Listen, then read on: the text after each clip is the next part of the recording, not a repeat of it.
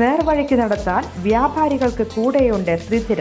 GST നോട്ടീസുകൾക്കുള്ള മറുപടി, registration, return filing, appeal filing, accounting, income tax return filing and project report തുടങ്ങി വ്യാപാരികൾക്ക് വേണ്ട നിർദ്ദേശങ്ങൾ ലഭിക്കാൻ ശ്രീധര അക്കൗണ്ട് വടക്കാഞ്ചേരി. ഫോൺ 9447077369. മറ്റൊരു നമ്പർ 9562467999. RSS നേതാക്കളുമായുള്ള കൂടിക്കാഴ്ചയിൽ ADGP MR അജിത് കുമാറിനെതിരെ മുഖ്യമന്ത്രി പിണറായി വിജയൻ നടപടിയെടുക്കുമോ എന്ന് ഇന്നറിയാം. DGP ഷെയ്ഖ് ദർവേഷ് സാഹിബ് മുഖ്യമന്ത്രിക്ക് ഇന്ന് അന്വേഷണ റിപ്പോർട്ട് സമർപ്പിക്കും. റിപ്പോർട്ട് പരിശോധിച്ച ശേഷം നടപടിയെന്നാണ് മുഖ്യമന്ത്രിയുടെ പ്രഖ്യാപിത നിലപാട്. അനധികൃത സ്വത്ത് സമ്പാദനം, മലപ്പുറം SP-യുടെ ക്യാമ്പ് ഓഫീസിലെ മരമുറി കടത്ത്, സ്വർണം വീതം വെപ്പ്, എടവണ്ണയിലെ കൊലപാതകം, മാമി തിരോധാനം, ഇങ്ങനെ PV അൻവറിന്റെ ആരോപണ പെരുമഴ. പിന്നാലെ പ്രതിപക്ഷ നേതാവിന്റെ രാഷ്ട്രീയ ബോംബ്. RSS നേതാക്കളുമായുള്ള കൂടിക്കാഴ്ചയും പൂരം കലക്കലും ആരോപണങ്ങൾ ഒന്നൊന്നായി വന്നു നിന്നത് മുഖ്യമന്ത്രിയുടെ വിശ്വസ്തനും സംസ്ഥാന പോലീസ് സേനയിലെ രണ്ടാമനുമായ ADGP അജിത് കുമാറിന് നേർക്ക്.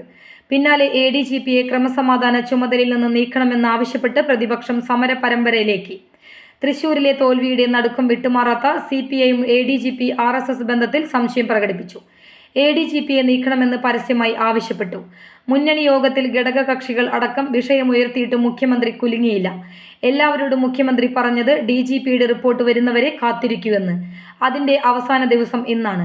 എല്ലാ വിഷയത്തിലും DGP അജിത് കുമാറിന്റെ മൊഴി രേഖപ്പെടുത്തി.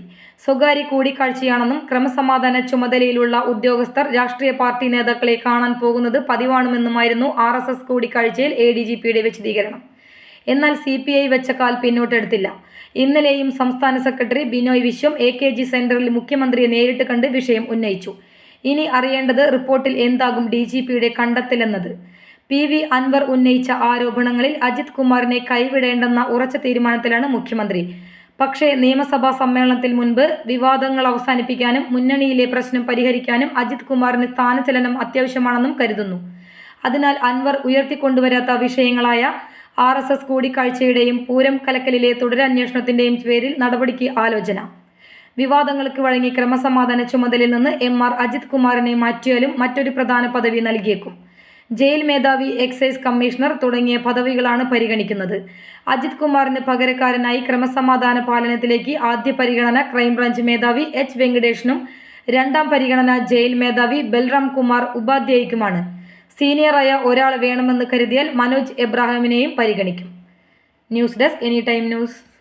കൂടുതൽ വാർത്തകൾക്ക് ഞങ്ങളുടെ ചാനൽ സബ്സ്ക്രൈബ് ചെയ്യുക. ഫേസ്ബുക്ക് ഫോളോ അപ്പ് ചെയ്യുക. വാർത്തകൾ വേഗത്തിലറിയാൻ എനി ടൈം ന്യൂസ്.